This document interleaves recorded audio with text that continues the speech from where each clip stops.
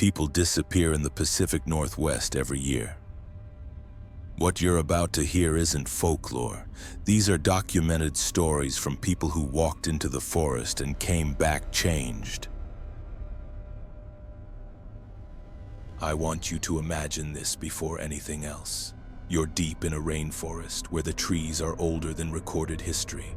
The air is thick, wet, and cold enough that every breath feels borrowed. You stop walking. The forest should stop with you, but it doesn't. Something behind you takes 3 more steps. That's how this started. Not with a scream, not with a shadow, but with footsteps that refuse to obey the rules of reality. Before I explain how it ended, you need to know why I'm certain this wasn't my imagination, and why, even now, years later, I still measure distance in my mind in exactly 20 feet. My name isn't the one I'll use here, but I'm a man in my mid-30s, and at the time, I'd been backpacking solo through the Pacific Northwest for 6 years. Olympic National Forest wasn't new to me. It was familiar, almost comforting. I ran an outdoor adventure blog, documenting long solo treks, survival techniques, and routes far from tourist trails. My livelihood depended on being calm, prepared, and rational. Fear had never followed me home before. That October morning, I started my hike just after sunrise near the Hoh rainforest. The plan was simple: a 3-day solo loop through one of the most remote sections of old-growth forest in Washington state. No cell service, no crowds, just moss-covered giants, hidden streams, and silence.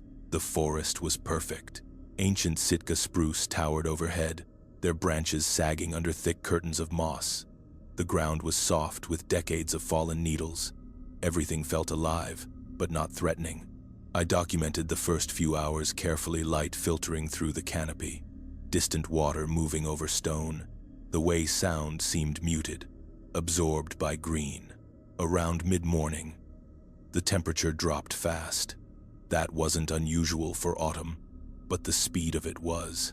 Within minutes, fog rolled in from the west, thick and heavy, threading between trees like smoke with intention. Visibility dropped to less than 20 feet. I slowed my pace and checked my GPS. Still on course, still calm. That's when I heard the footsteps. At first, they blended into my own, soft, deliberate, matching the rhythm of my boots against wet ground. I assumed another hiker had entered the fog behind me. Olympic National Forest is vast, but not empty. I stopped walking. Behind me, I heard 3 more steps. Not echoes, not fading sound. 3 clear, measured footfalls. Then, silence. I turned around. Nothing but fog, trees, and that oppressive quiet you only find deep in old-growth forest. I waited, listening. My heart rate stayed normal. Adrenaline hadn't kicked in yet. I called out, keeping my voice calm. "Hello? Anyone back there?" The fog swallowed my words. No response. I told myself it was sound distortion. Fog does strange things to acoustics. I started walking again. The footsteps resumed instantly, perfectly synchronized with mine. Same pace, same rhythm, same weight, and always about 20 feet behind me. I tested it. I walked faster. They walked faster. I slowed down. They slowed. When I stopped abruptly, the same thing happened every time. 3 extra steps after mine. Then silence. I turned around again. Nothing. Minutes passed. Then, an hour. The fog never lifted. The forest seemed to close inward, trees pressing closer, visibility shrinking until my world was a narrow tunnel of gray and green. I tried logic. Deer, I thought. But deer don't walk like that. They don't match pace. They don't stop with you, then take exactly 3 more steps. I removed my backpack, thinking maybe the sound came from shifting gear or echoing straps. I walked without it. The footsteps continued. That's when fear started replacing confidence. Not all at once, but slowly, like cold, soaking into bone. By noon, something changed. The distance shortened, not dramatically, just enough that I noticed it. The sound behind me felt closer, heavier, 15 feet instead of 20. I checked my GPS again, still on course, still miles from my car, still no signal. The forest no longer felt neutral. It felt intentional. I ran. Branches snapped against my arms as I sprinted through fog, heart hammering. When I stopped to catch my breath, gasping, the footsteps rushed forward and settled again behind me, closer than ever. 10 feet, maybe less. Running hadn't scared it away. It had pleased it. That's when panic finally took hold. Not sharp fear, but deep, animal terror, the kind that tells you you're prey. I kept moving, forcing myself not to spiral.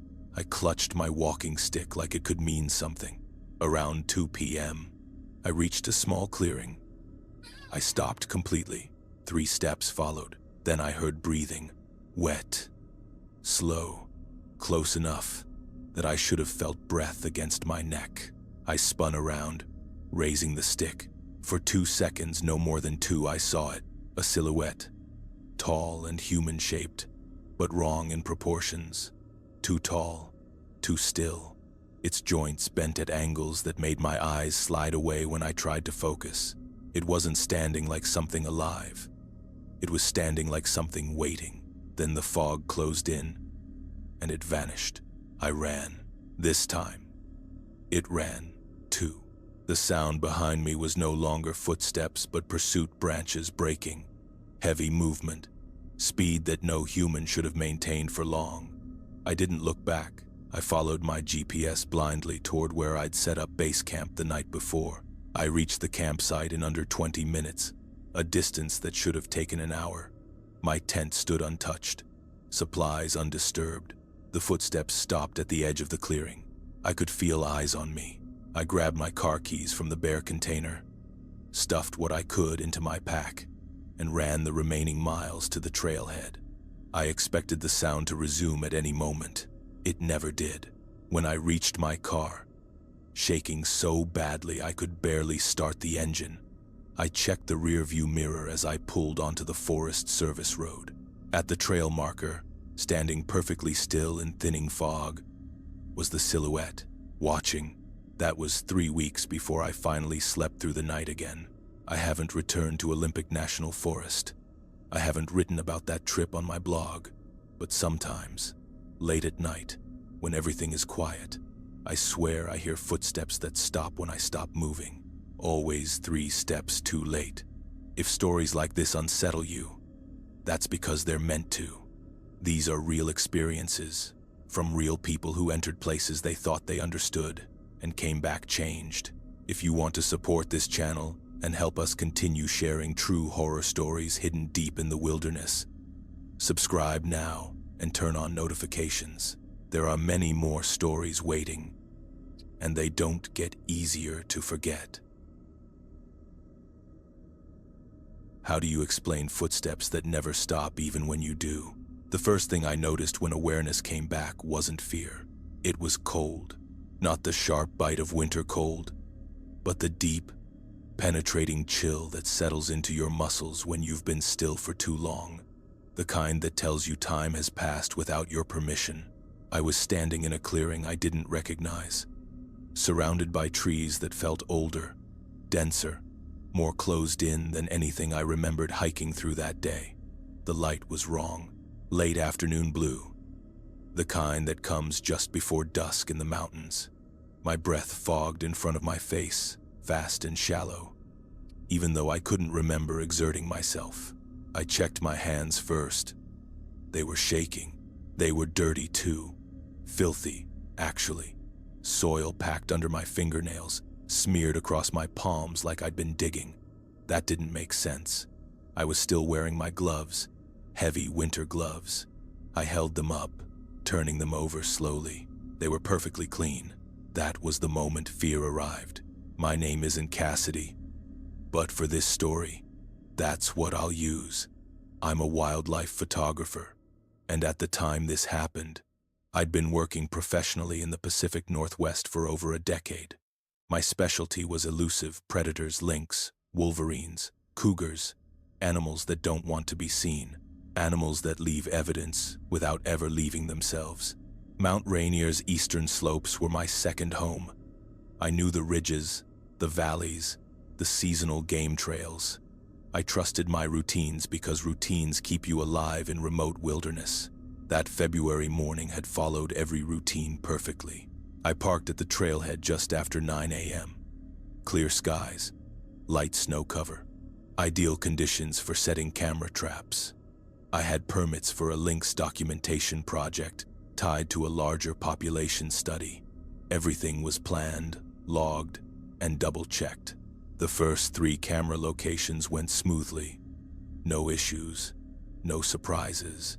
By late morning, I was ahead of schedule. The 4th camera site was in a narrow valley where we'd seen tracks the previous winter. I remember checking my watch as I arrived. Quote, 11:47 a.m.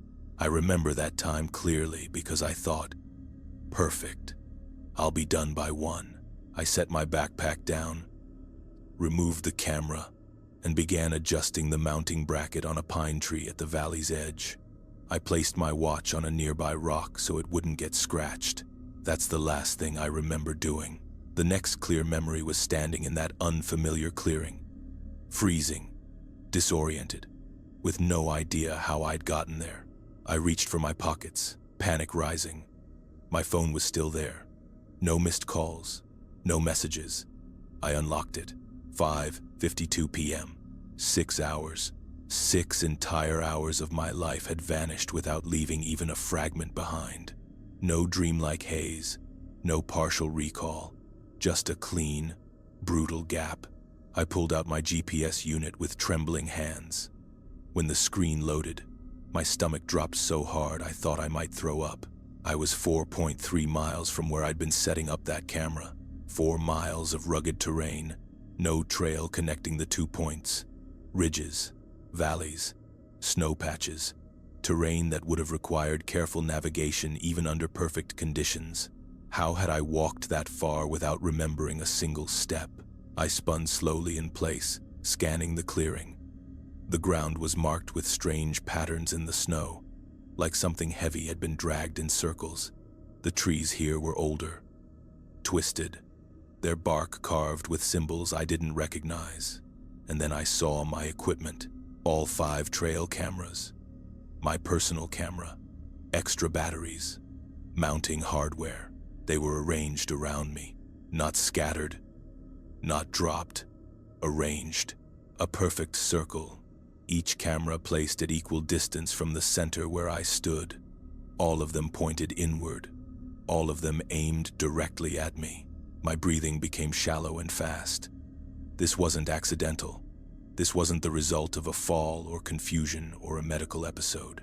Someone, or something, had placed them like this. I grabbed the nearest camera and checked the frame counter. Hundreds of triggers. My hands shook as I pulled out the SD card and loaded it into my phone using the adapter I always carried. The images made no sense. Frame after frame of pure white light, not overexposed photos, not snow glare, not lens flare, just solid white images, identical, each stamped with a time. The first at 11:53 a.m., the last at 5:47 p.m. 6 hours documented in hundreds of images showing absolutely nothing. I checked another camera. The same thing. Every camera told the same impossible story. Something had been there long enough to trigger motion sensors repeatedly, but nothing had been recorded except light. My rational mind tried to fight back. Sensor malfunction, rare lighting conditions, electrical interference, but every camera failed the same way, at the same time, for the same duration. That's when I noticed something else. The trees, carved into the bark of the older pines surrounding the clearing, were symbols. Not scratches, not animal marks, deliberate carvings, deep, precise lines forming patterns that felt ancient and fresh at the same time. Looking at them made my head hurt, literally. a pressure behind my eyes, like my brain was rejecting the information. I stumbled back, trying to put distance between myself and the nearest tree. As I did, something hard pressed against my leg inside my jacket pocket. My heart skipped. I reached in slowly and pulled out my truck keys. I stared at them for a long time. I never carry my truck keys on hikes. Ever. I keep them hidden under the front bumper in a magnetic case. I do that because losing keys in the wilderness is a nightmare I refuse to risk. Yet here they were. Cold. Solid. Real. Memory and evidence were now in direct conflict. And evidence was winning. I didn't try to make sense of it anymore. I ran. I ran in the direction my GPS told me the trailhead was, crashing through underbrush, slipping on hidden ice, falling twice, and scraping my hands raw getting back up. I didn't care about navigation or efficiency. I needed to get out of those trees. The hike that should have taken 90 minutes took me 45 of pure panic. When I burst out of the tree line and saw my truck sitting alone in the parking area, relief hit me so hard my legs nearly gave out. But the relief didn't last. The driver's side door was unlocked. I always lock it. I checked under the bumper with shaking fingers. The magnetic key case was still there, empty. I got into the truck, locked all the doors, and sat there for several minutes, breathing, trying to ground myself in something familiar. The drive home to Portland usually takes 2 hours. I made it in 90 minutes, checking my rearview mirror obsessively the entire way. At home, I dumped my gear on the living room floor and went straight to the bathroom. Under the bright light, I looked at my hands again. The dirt wasn't just dirt. There was dried blood under my fingernails. Not mine. I had no cuts, no injuries beyond scrapes from running. I stripped off my jacket and froze.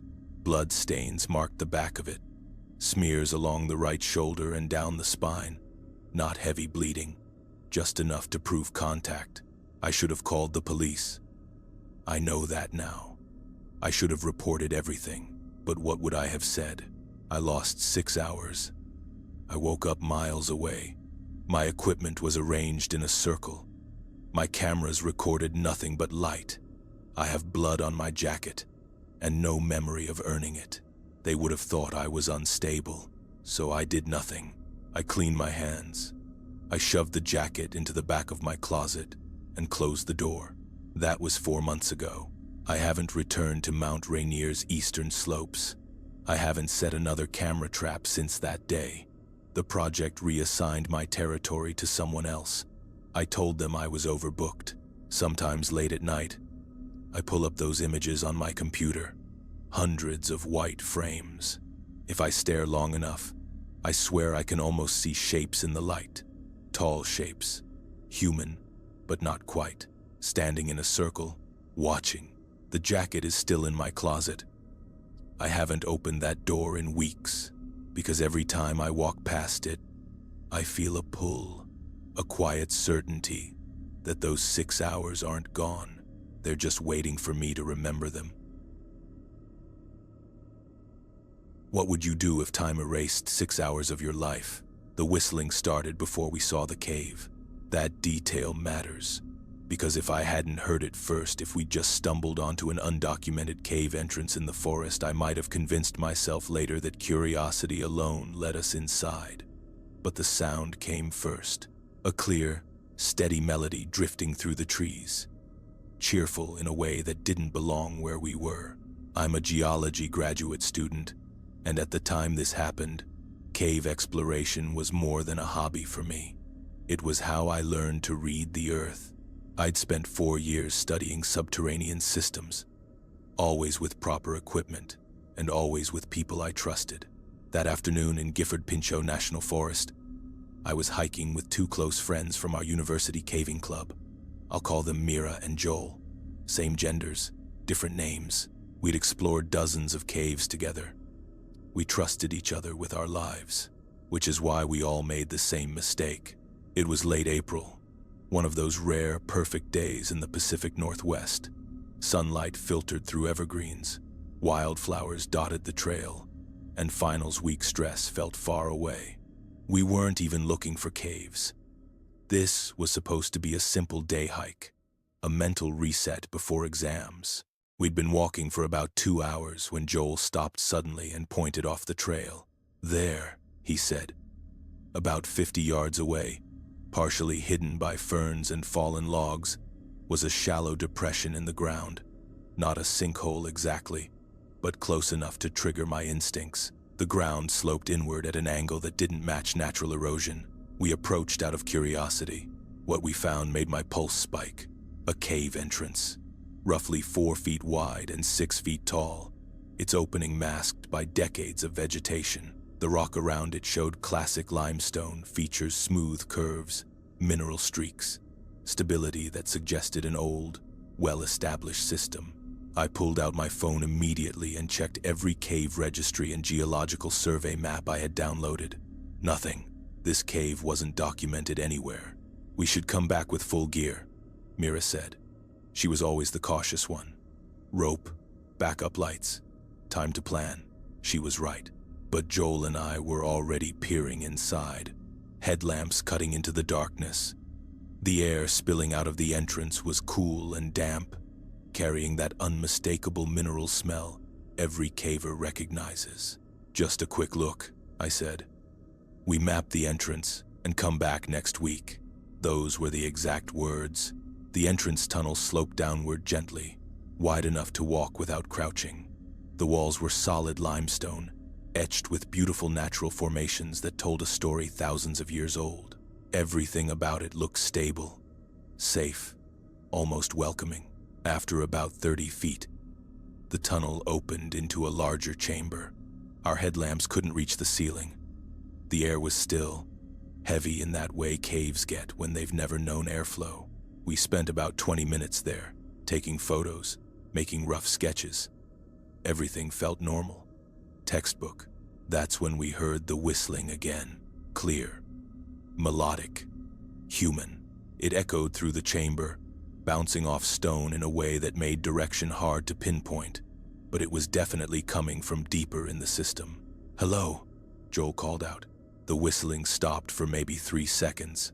Then it resumed, continuing the same melody at the exact note where it had paused. "That's not possible," Mira whispered. "We're the only ones who know about this cave." She was right.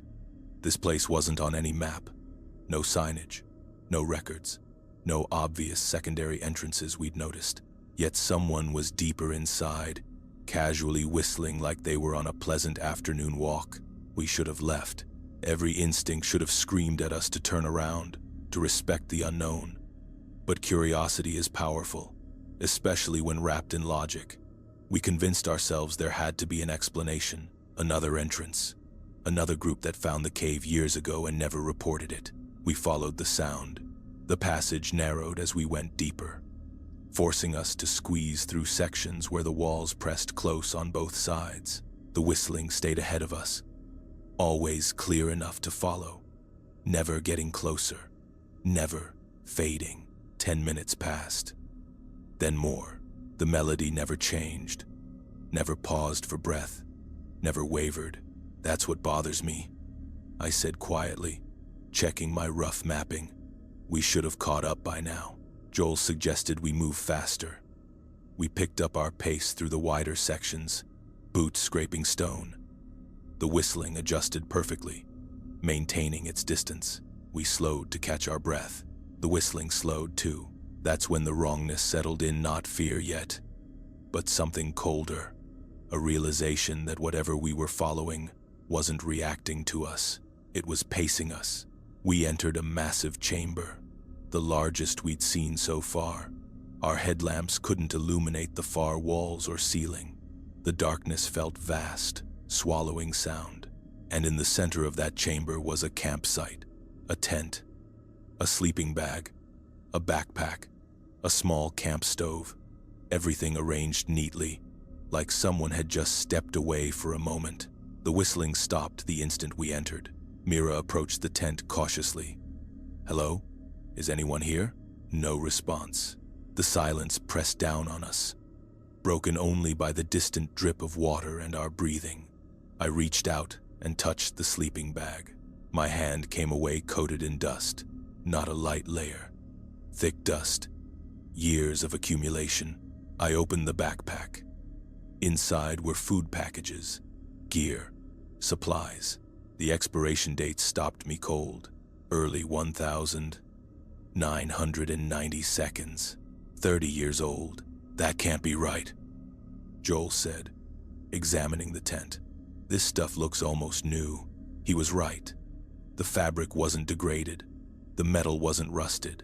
It was like two different timelines were occupying the same space.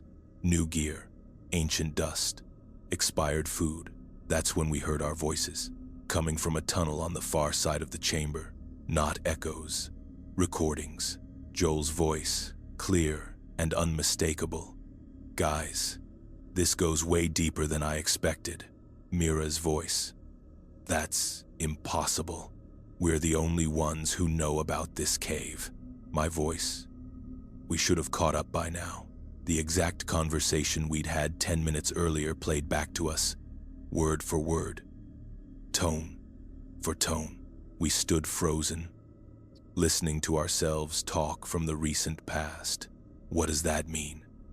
Mira whispered. I didn't answer because I didn't have one. When a cave plays back your own voice, time stops being something you can trust. We need to leave, Mira said, her voice shaking. Right now. None of us argued. We ran. Our headlamps bounced wildly as we retraced our path, scrambling through narrow passages, lungs burning. Behind us, the whistling started again, but now it wasn't cheerful. It was layered. Multiple whistles, overlapping, harmonizing in a way that sounded amused, mocking. We didn't stop running until we burst out of the cave entrance into daylight and collapsed on the forest floor, gasping. The sky was dark, full night, stars overhead. I checked my watch, 11:47 p.m. We'd entered the cave just after 2 p.m. 9 hours had passed. It had felt like 90 minutes. We hiked back to our car in silence. No one spoke. The next day, we returned with proper gear, GPS units, and photographs. The cave was gone. No entrance, no depression, no disturbed vegetation. It was like it had never existed. We reported it anyway. Authorities found nothing. Joel transferred universities months later. Mira still caves, but never in that forest, and never in small groups. I haven't been underground since. Sometimes late at night I hear that melody. Faint, familiar. And the worst part is this. I know how it goes. I know the next note before it comes, like some part of me never stopped following it deeper into the earth. What happens when the forest goes silent? The light turned on at 3:33 a.m. Not the automated beacon, the old one, the one that hadn't worked in over 40 years. I know the exact time because I woke up seconds before it happened. Years in the Navy hardwired that habit into me. When something pulls you out of sleep with no clear reason, you check the clock, you assess, you prepare. What I wasn't prepared for was the room filling with white light so intense it erased the walls. My name isn't Vincent, but I'll use it here. I spent 8 years in the U.S. Navy before a medical discharge forced me into early retirement. PTSD was the label they gave me. I didn't argue. I just needed distance from people, from noise, from everything that reminded me of what I couldn't forget. So when I heard about an opportunity to spend a week alone at a decommissioned lighthouse off the Washington coast, it felt like the answer to a question I hadn't known how to ask. Isolation, ocean, structure, predictability. The lighthouse had been automated since the late 1970 seconds, maintained remotely by the Coast Guard for historical preservation. Occasionally, volunteers were allowed to stay there for maintenance and monitoring. I signed up without hesitation. I wanted news. The ferry dropped me off on a gray October afternoon. The captain promised to return in exactly 7 days, unless I radioed for early pickup. The island itself was small, barely 200 yards across mostly bare rock, slick with salt spray, with hardy vegetation clinging to the eastern side. The lighthouse stood at the highest point, a white tower with red trim, its massive Fresnel lens long since disconnected. The automated beacon, a smaller, modern light, sat lower, rotating on its own system every evening. The keeper's quarters were attached to the base of the tower. Someone had modernized the interior years ago. Insulation, a small kitchenette, solar panels feeding a battery bank, a radio. It was Spartan, but comfortable enough. The first 2 days were exactly what I'd hoped for. I read, I wrote, I walked the island's perimeter, timing my steps, memorizing the sound of waves hitting rock from different angles. At night, I slept better than I had in months. The automated beacon swept across the ocean in its steady rhythm, reliable and impersonal. On the third night, I woke at 3:33 a.m. The room was blazing with light, not the soft rotating glow of the automated beacon. This was different, brighter, hotter, focused. I stumbled out of bed and climbed the spiral staircase toward the lamp room, my heart pounding. The closer I got, the stronger the light became, until my eyes watered. The old Fresnel lens was rotating. The deactivated lamp, the one that hadn't been operational in decades, was fully lit, its beam cutting through darkness with impossible intensity. But it wasn't sweeping the ocean. It was pointing inland, directly toward the mainland. I stood there, stunned, searching for controls, wires, anything that could explain what I was seeing. Everything was coated in dust. The old system was physically disconnected. There was no power source capable of driving that lamp. Exactly 3 minutes later, it shut off. The automated beacon resumed its normal rotation as if nothing had happened. I stood in the lamp room until dawn, watching, waiting. Nothing else occurred. I told myself it was a malfunction, a freak electrical anomaly, old wiring interacting with the solar system in some bizarre way. I spent the next day inspecting every accessible wire and connection. Nothing was connected. Nothing should have worked. That night, I stayed awake, watching my watch. 3:33 a.m. The light ignited again. I ran up the stairs and looked out through the lamp room windows, forcing myself to see what it was illuminating. That's when I saw the figure. It stood on the rocks below the lighthouse, maybe 30 feet from the base, completely motionless, despite waves crashing violently around it. Human-shaped, too tall, too thin. It faced the lighthouse, unmoving, as if waiting for the light itself. I grabbed the binoculars I kept by the window and raised them. The rocks were empty. I lowered the binoculars. The figure was there again, perfectly visible in the beam. I raised them. Nothing. Lowered them. There. 3 minutes later, the light shut off.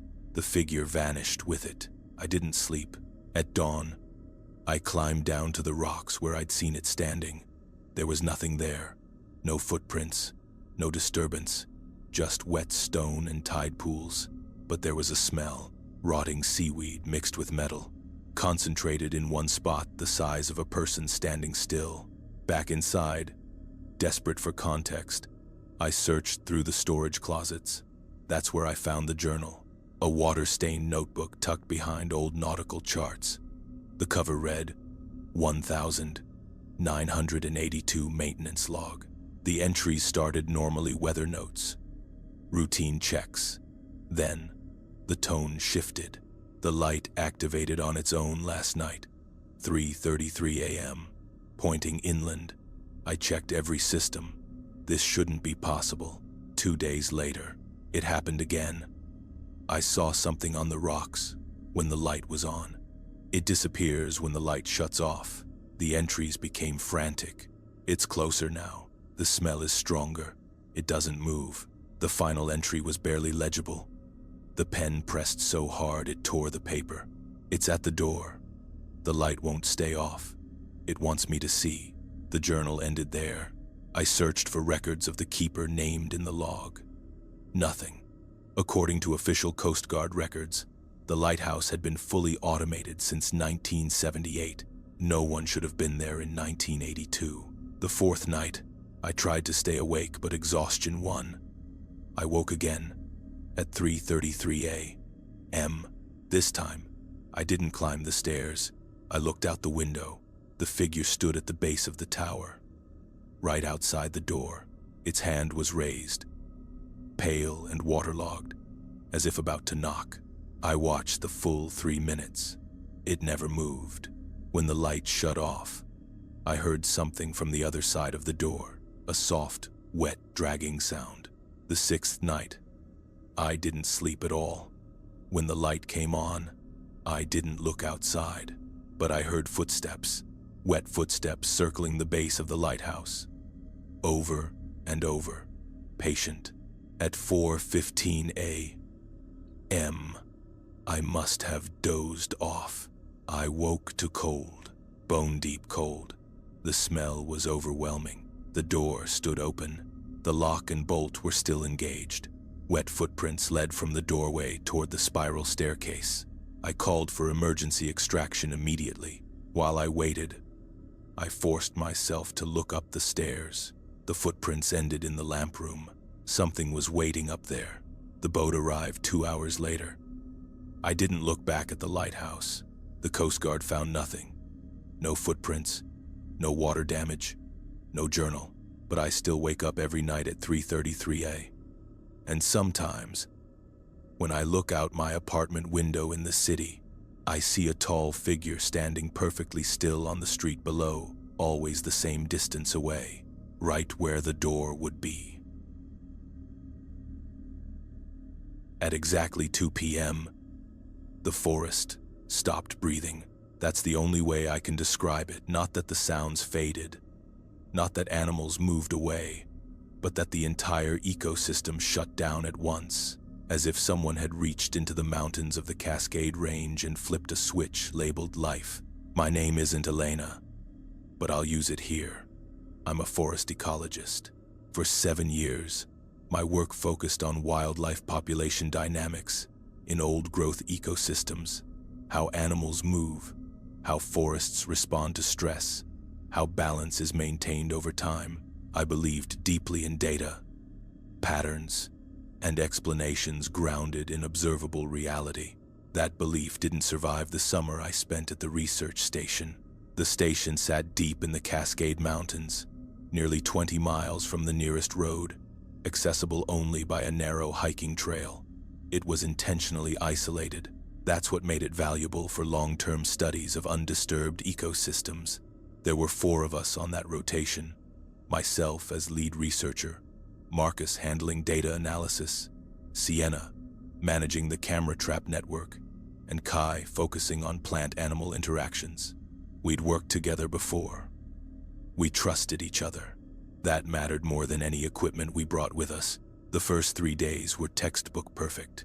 We deployed 40 motion sensor cameras across a 2-square-mile grid. We established transects, logged bird calls, monitored insect populations, and radioed daily updates to the university. Weather was ideal. Equipment functioned flawlessly. We were ahead of schedule. Nothing felt wrong.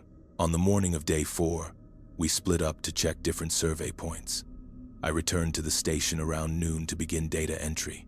Marcus came back at 1, Sienna at 1:30.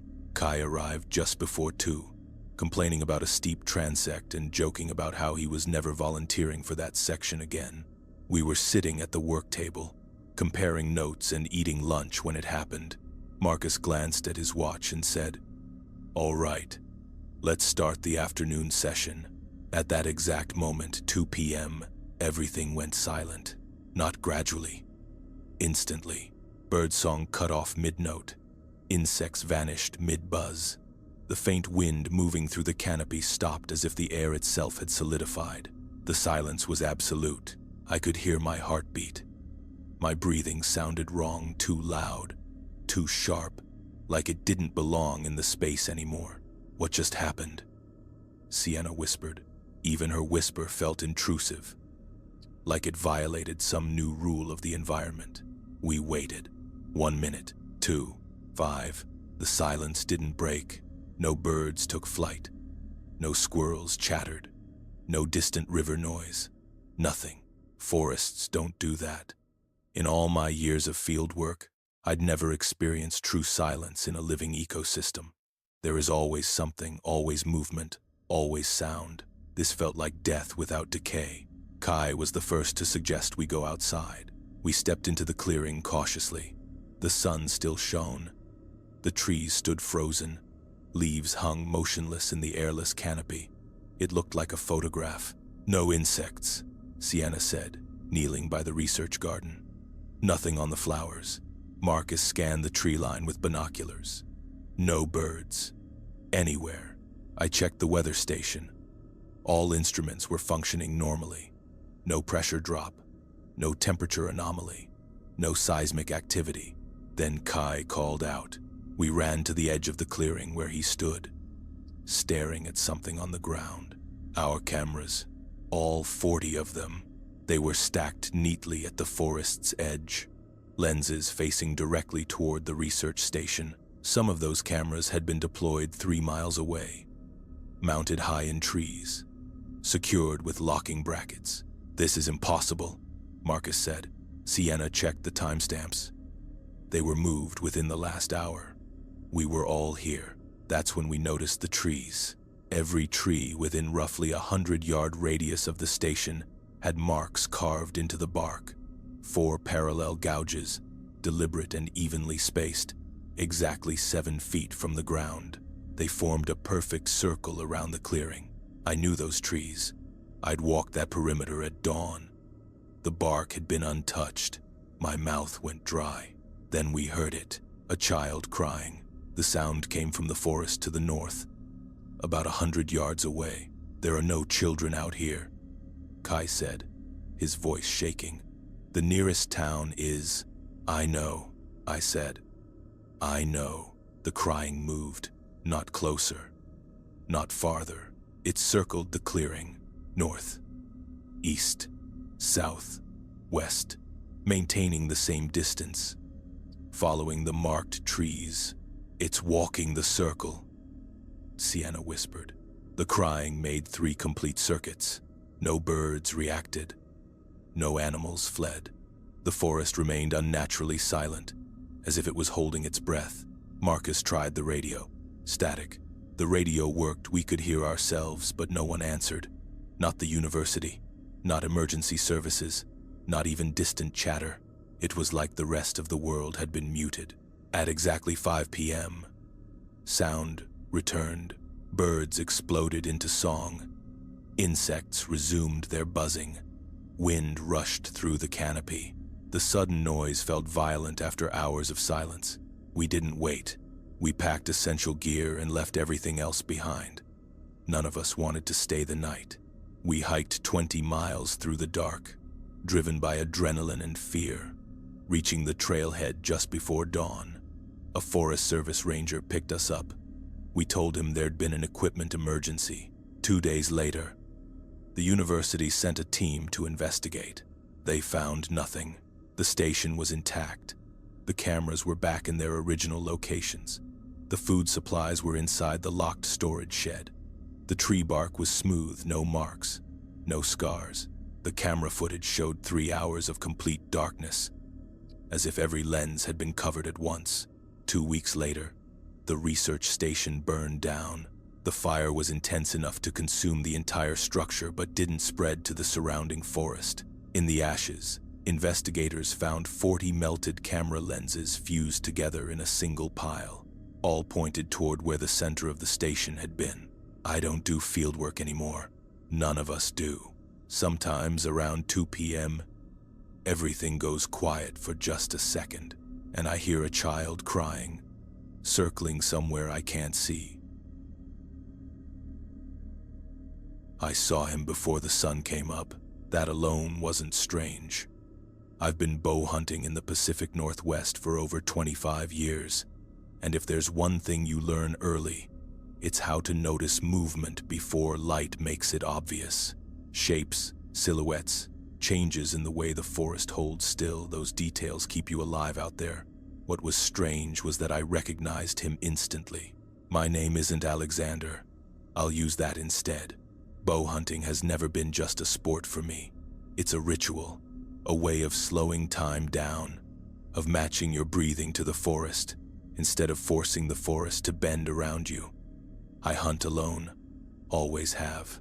I know the land around Olympic National Park like muscle memory, every game trail, every blind, every place deer hesitate before crossing open ground. That November morning, I left home at 3 a.m., drove 2 hours in silence, and reached the trailhead well before dawn. Frost coated the leaves. My headlamp beam cut a narrow tunnel through the dark. The conditions were perfect. I reached my blind 40 minutes later and settled in, arranging my gear with the kind of efficiency that only comes from repetition. Bow hung ready, quiver positioned, thermos within reach. Then I switched off my headlamp and let the forest wake up around me. This is the moment I live for, the transition from night to morning. When the woods breathe differently, when animals move without knowing you exist. That's when I saw him, across the deer trail. Maybe 80 yards away, someone stood in a blind that mirrored mine almost exactly. Same height, same angle, same coverage of the trail. My first reaction was irritation. This was my spot.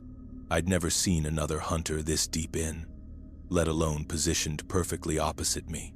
Then the irritation turned into confusion.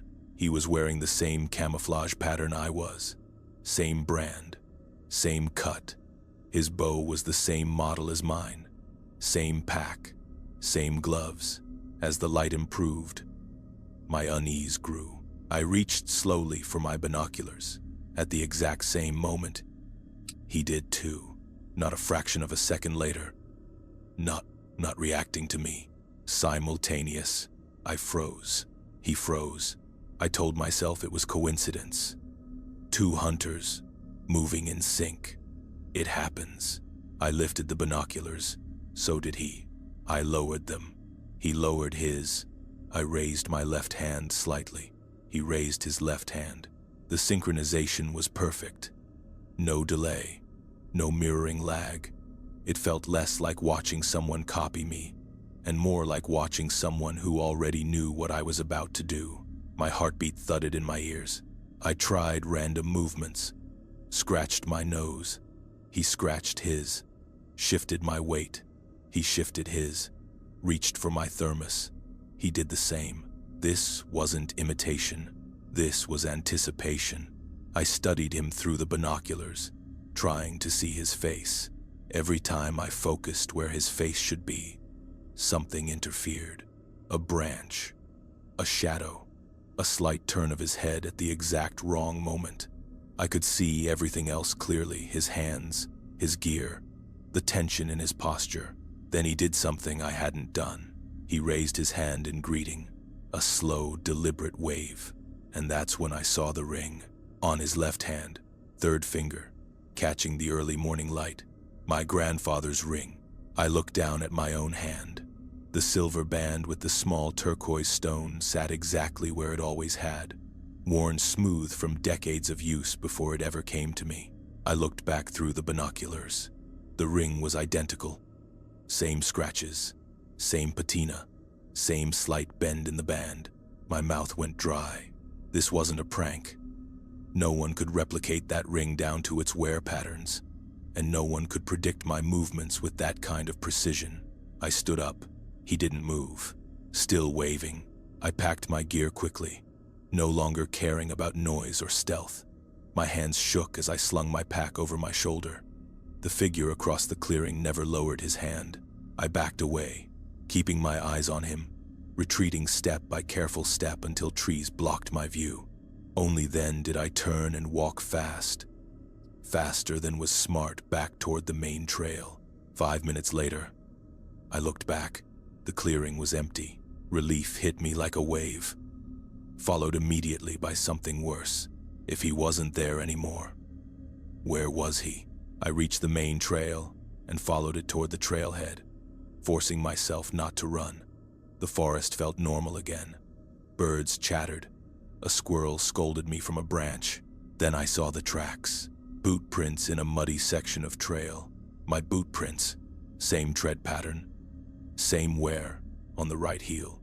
Same stride length. But I hadn't come this way. These tracks led from the direction of the clearing, joined the trail ahead of me, and continued in the exact direction I was walking, like someone had already left using my path. Or like someone would. I abandoned the trail and cut straight through the forest, not caring how rough the terrain was. I didn't stop until I reached my truck. I sat there for a long time before starting the engine. At home, I told no one. How could I? I tried to rationalize it. Stress, fatigue, low light playing tricks on a familiar pattern. But the dreams started almost immediately. In the dreams, I'm standing in the opposite blind, watching someone hunt from my usual position. He wears my clothes, carries my bow, moves the way I move. Sometimes he waves, sometimes he just watches. I stopped hunting after that. My gear sits untouched in the garage. My wife asks when I'm going back out. I tell her I'm taking a break. The truth is, I don't know which side of the trail I'm supposed to be on anymore. And sometimes, when I wake up, I have to check my hands to make sure the ring is still there, to make sure I'm the one who came home. The sign looked official. That was the first problem. It wasn't handmade or weather-beaten or crudely nailed to a tree the way unofficial trails usually are. This sign was clean, professionally printed, mounted on a metal post set in concrete. The lettering was crisp, the arrow precise, and it pointed somewhere that did not exist. My name isn't Garrett, but I'll use that here. I've worked trail maintenance on the Pacific Crest Trail for over a decade. Before that, I spent 6 years as a crew member learning every part of the job. Drainage repair, deadfall clearing, erosion control, signage.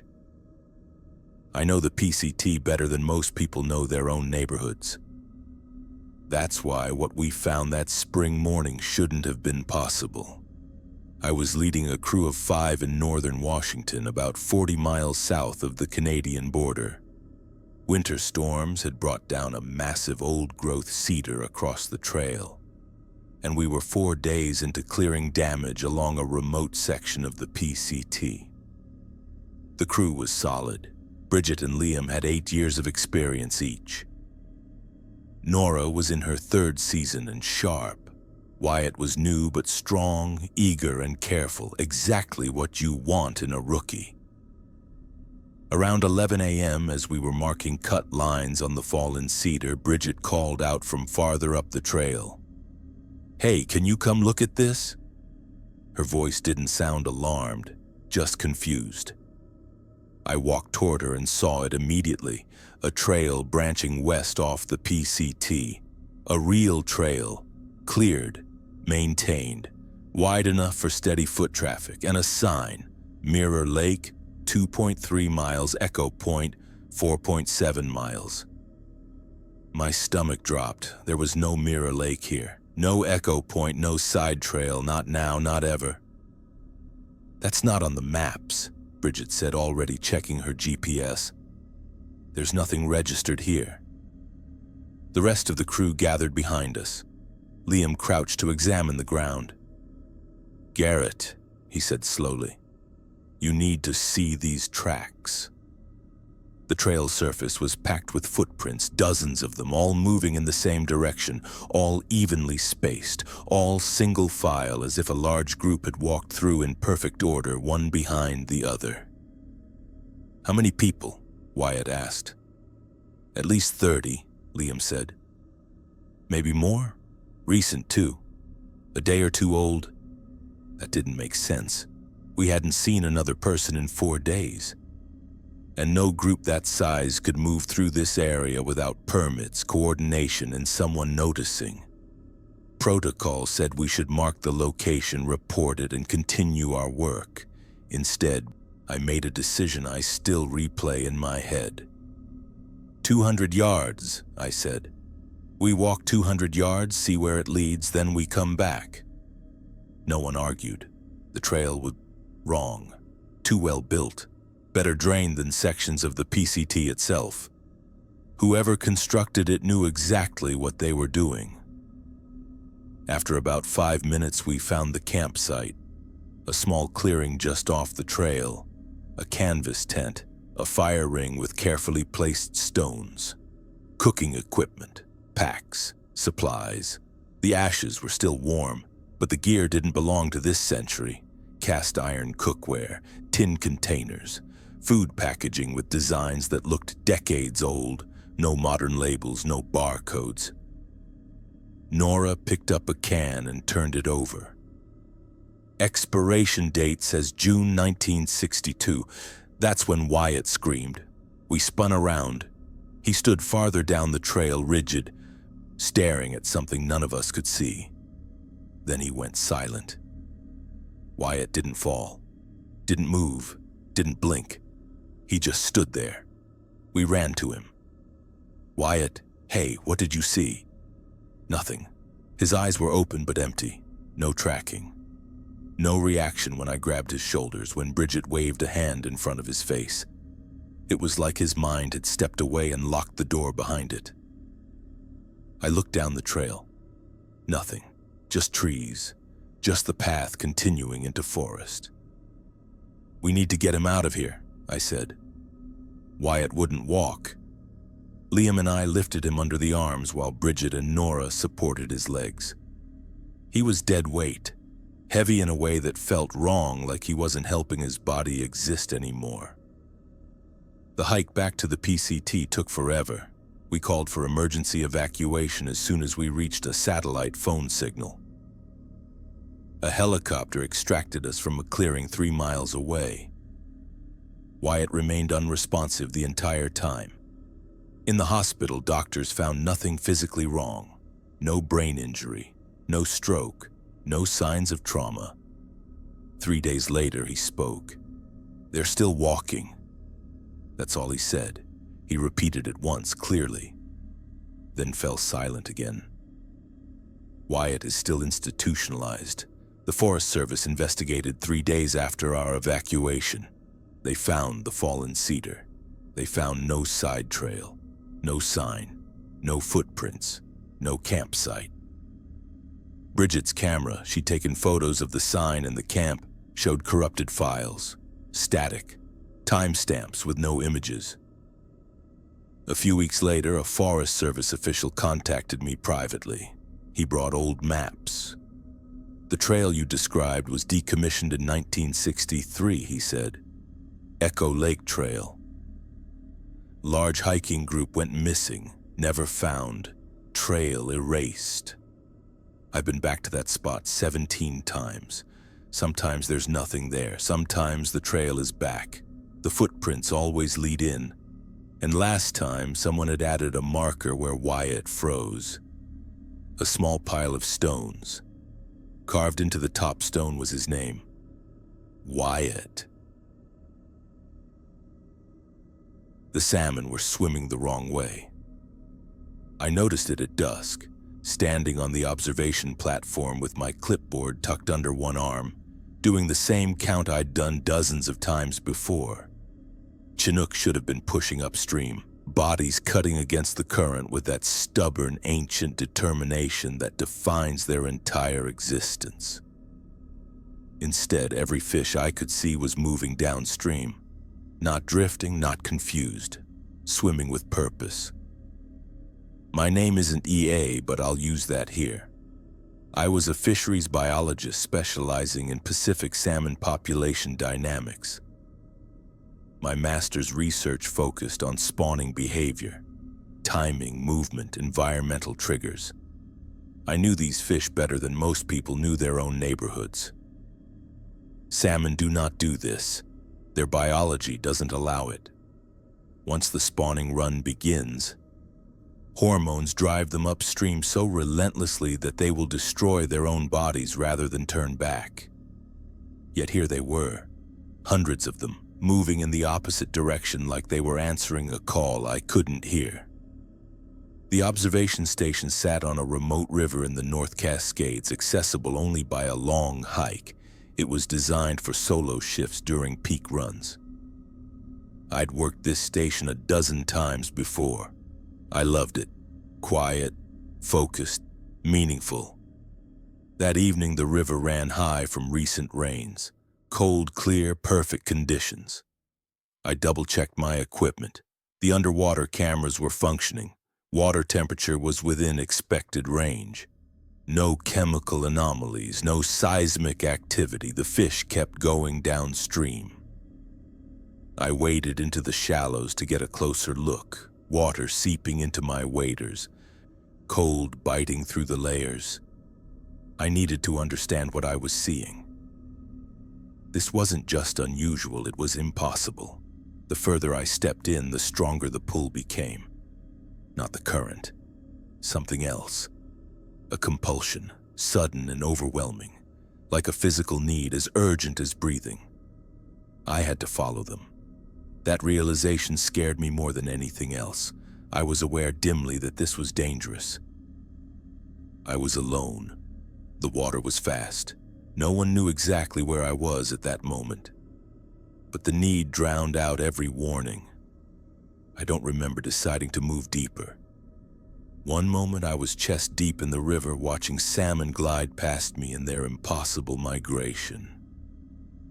The next, I was standing thigh deep downstream, shaking violently, teeth chattering so hard I thought they'd crack. My watch read 8:30 p.m. I checked it twice. I had no memory of the last 2 hours. I looked around disoriented. The river bend ahead was familiar and wrong. I recognized it from maps, but I should not have been here. This was at least half a mile downstream from the station. My hands were numb, but I realized I was still holding my waterproof notebook. It was open, filled. 2 hours of entries in my handwriting, but not quite. The letters were formed correctly, but the spacing was off, the pressure inconsistent, like someone had practiced copying my writing very carefully. The timestamps ran from 6:15 p.m. to 8:23 p.m. I didn't remember writing any of it. The species list made no sense. Sockeye, wrong river system. Coho, wrong timing. Atlantic salmon, wrong continent. And others I didn't recognize at all. Scientific names I'd never seen. Detailed descriptions of fish with backward-facing scales, ventral eyes, bioluminescent markings. My stomach twisted. That's when I noticed my feet. I was barefoot. My waders were gone. I turned slowly and saw my boots placed neatly on a flat rock about 20 feet away. Side by side, laces tucked in. Inside the left boot sat a smooth river stone, warm to the touch despite the cold air. Carved into it were symbols, intricate looping patterns that weren't any language I knew. But looking at them felt familiar, like a word on the tip of your tongue. I grabbed my boots and ran. I don't remember how I got back to the station. I just remember stripping off wet clothes, wrapping myself in blankets, and sitting in front of the heater, shaking uncontrollably. I should have called for emergency extraction. Instead, I checked my camera. The first thing that didn't make sense was how calm the campsite looked. No panic, no chaos, no signs of struggle. Just 6 tents standing exactly where they'd been pitched. Guy lines tight, packs organized, food properly hung. It was the kind of camp you expect from experienced hikers who know what they're doing. And yet, every single person was gone. My name isn't Brennan, but I'll use it here. I've coordinated search and rescue operations in the North Cascades for nearly 2 decades. Before that, I spent 7 years as a field responder, hauling injured climbers off mountains, tracking lost hikers through whiteout conditions, pulling people back from the edge when nature decided to collect a debt. I thought I understood how people disappeared. I was wrong. The call came in late September. 6 backpackers, all experienced, well-equipped, with a detailed itinerary filed at the ranger station. They were 3 days into a week-long loop around Mount Baker and missed a scheduled satellite phone check-in. That alone wasn't unusual, but protocol is protocol. We deployed within hours. The weather window was closing, a major Pacific system moving in, bringing heavy rain and early snow at elevation. We had maybe 24 hours before conditions turned truly dangerous. We established base camp about 2 miles from the hikers' last known location and split into 3 teams. My team found the campsite in under 2 hours. Everything was still warm. Coals in the fire pit glowed faintly beneath the ash. Pots sat beside the fire with partially eaten food, 6 bowls, 6 spoons, 6 servings. It looked like they'd been eating dinner and stood up at the same time. Inside the tents, we found phones, wallets, car keys, medications, everything people never leave behind. One tent held a journal. Beautiful sunset tonight, weather turning. Should reach the ridge tomorrow. Whole group in good spirits, no distress, no fear. Tracks, one of my team members said. 6 distinct sets of boot prints led away from the campsite, each in a different direction, evenly spaced, like points on a compass. They split up. Experienced hikers don't do that. Not ever. We divided and followed the tracks. My team followed the Northwest Trail. The prints were easy to follow, steady, purposeful, not running, not wandering. After exactly 0.8 miles measured by GPS, the tracks led into a small clearing and stopped. Just stopped. No exit tracks, no scuff marks, no sign of climbing or disturbance. In the center of the clearing was a stone cairn, about 2 feet tall. Arranged around it, laid out flat as if someone were sitting cross-legged, was a jacket. Empty. I recognized it immediately from photos provided by the emergency contact. I radioed in. Over the next 30 minutes, the other teams reported identical findings.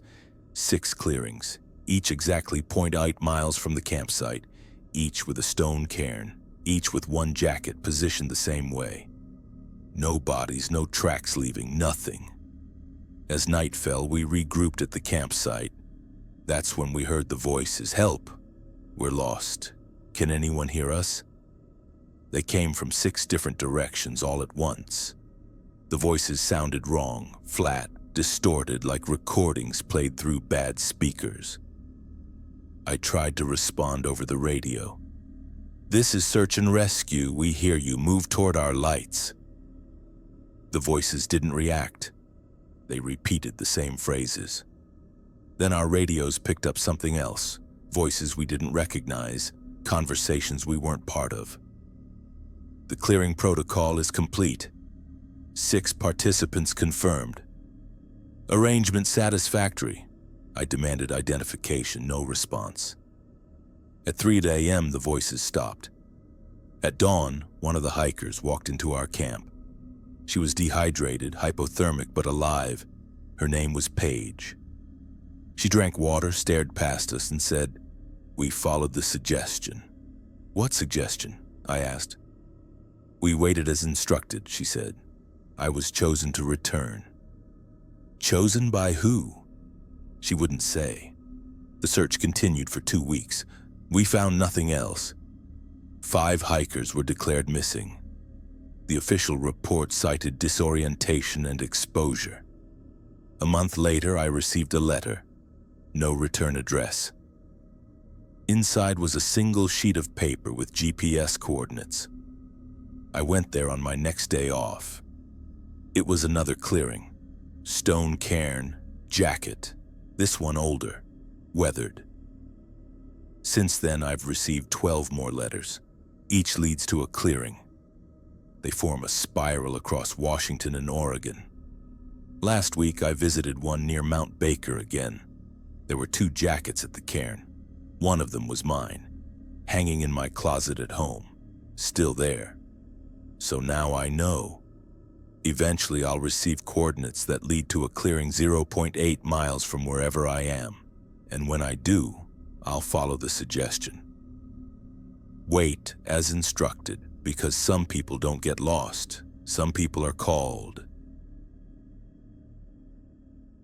I've spent most of my adult life learning how to notice what other people walk past. That's what makes a good mushroom forager. You don't rush. You read the forest the way other people read maps. Soil color, moisture, canopy density, the quiet relationships between trees and fungi that most hikers never realize exist. That's why I know, with absolute certainty, that what I found that October morning should not exist anywhere on Earth. My name isn't Colton, but I'll use it here. I've been a professional mushroom forager for 8 years, supplying high-end restaurants in Seattle and Portland. Chanterelles, porcini, matsutake, species that require patience, experience, and respect for the land. The old-growth forest near the Hoh rainforest had been my most reliable location for years. I had spots I guarded carefully, the places I approached from different directions each time so no one could follow my path. That morning, conditions were perfect. Recent rain, cool temperatures, overcast sky. I was expecting a good haul. I reached my target area around 10 a.m. and began my slow, methodical search. That's when I saw the ring. At first, I thought my eyes were playing tricks on me. Circles happen in nature, but rarely with precision. This was different. The ring was enormous, nearly 50 feet in diameter, perfectly round, set in a small clearing where the canopy opened just enough to let light touch the forest floor.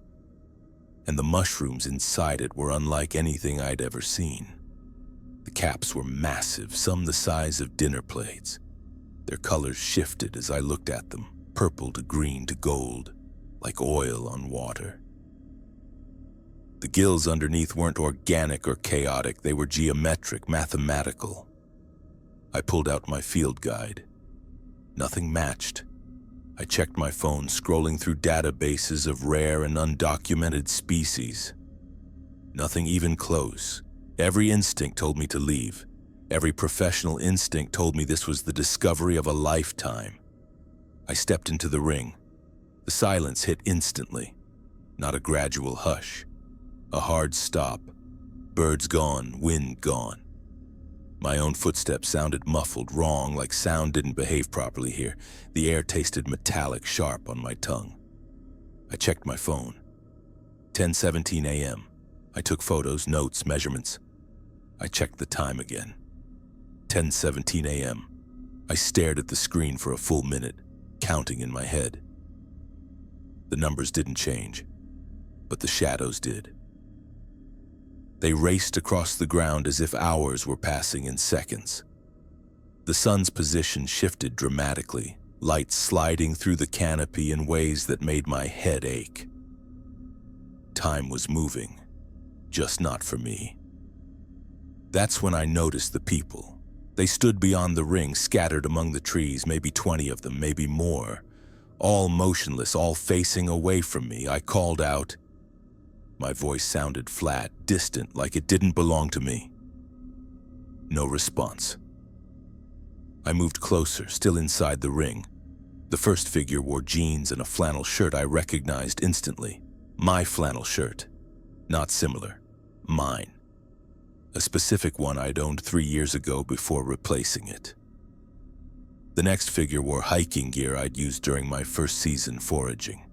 Gear I no longer owned. Further out, the clothes got older. A jacket from my 20s. A band t-shirt from college. A hoodie I remembered wearing in high school. Then smaller figures. Children's clothes. My clothes. They were all me. Different ages, different years. Every version of myself I'd ever been, standing motionless, facing away from the ring like witnesses at the edge of something enormous. I tried to step out of the ring. The figure shifted. Not walking, not turning, suddenly closer, blocking my path without facing me. I tried another direction. They moved again. Every exit sealed by versions of myself I couldn't see the faces of. Panic rose fast and sharp. Then the smallest figure, the one wearing clothes I barely remembered owning, kindergarten-sized, stood closest to me. Slowly, deliberately, it began to turn. I didn't wait to see its face. I ran. I broke through the ring like tearing through thick water, stumbled, fell, and kept running. The silence chased me, or maybe I carried it with me. I don't know how long I ran. My phone said minutes, my body said hours. I burst out of the forest onto a highway. A real highway, traffic, noise, motion. It shouldn't have been there. The nearest major road was miles away. A pickup truck slowed and pulled over. The driver leaned across and opened the door. "You okay?" he asked. I climbed in, shaking. "I got lost." He nodded like that explained everything. As we drove, I looked at him more closely. He looked exactly like my father. Not like him now. Like him in his 30s. The age he was before I was born. Same face. Same scar on his eyebrow I'd only seen in old photos. My father had been dead for 6 years. He didn't ask where I lived. He dropped me at a bus stop near Seattle. "Be careful out there," he said before driving away. "Some places aren't meant for us." I haven't gone foraging since, but my maps have changed. New coordinates keep appearing, written in my handwriting but not from my memory. When I plotted them, they formed a perfect circle around Seattle, 50 miles wide, incomplete. I dream about the ring, about all the versions of me standing there waiting. And in the dreams, the smallest one finishes turning around. Soon I think I'll complete the circle, because whatever is watching from the center already knows my name. If you listen carefully, every one of these stories ends the same way. Not with death, not with answers, but with return. Each person came back. They drove home. They unlocked their doors. They stood in grocery store lines and sat in traffic and tried to explain to themselves why the world felt thinner than it used to, why rooms felt too small, why silence felt crowded. That's the part most people don't talk about. We like to believe horror ends at the tree line, that whatever waits in the wilderness stays there, politely contained by distance and maps, that when you leave the forest, you leave the danger behind. But the Pacific Northwest doesn't work that way. The forests don't chase you. They don't punish you. They don't even seem angry. They observe, they listen, they take note of who notices them back. Every person you heard tonight walked into the wilderness believing they understood the rules. They trusted experience, training, logic, science, routine, and none of those things failed them outright. They simply weren't enough, because these places aren't empty. They're not haunted in the way we like to imagine, with ghosts or monsters or curses. They are something older and quieter, something patient. The footsteps didn't attack. They followed. The cave didn't trap. It remembered. The forest didn't kill. It went silent and waited. The trail didn't mislead. It offered an alternative. The river didn't drown. It invited. The clearings didn't take. They arranged. The circle didn't erase. It reflected. And that may be the most disturbing truth of all. Nothing here wanted blood. Nothing wanted chaos. Nothing wanted destruction. What it wanted was participation, a moment of attention, a step taken without full understanding, a willingness to follow, to listen, to enter just a little deeper than you planned. And once that happens, the wilderness doesn't need to keep you. It only needs to keep part of you. A memory you can't fully recall. A sound you recognize but can't place. A pull toward places you swear you'll never return to. That's why these people wake up at the same times. Why they dream of the same paths. Why they feel watched not from behind but from somewhere ahead. Because something out there learned them. Learned their pace, their fear, their shape in the world. And it remembers. You might think you're safe because you've never been deep into the Pacific Northwest wilderness. Maybe you've never hiked alone, never camped off trail, never followed an unmarked path. But that isn't the point. The wilderness doesn't measure distance in miles. It measures awareness. Every time you feel the world go quiet for no reason, every time you swear you hear your name spoken where no one is standing, every time you feel like you've lost time and can't explain where it went, that's the same silence, the same listening, waiting to see if you notice. And if you do, if you really do, you might feel something else too. Not fear, not yet. Recognition.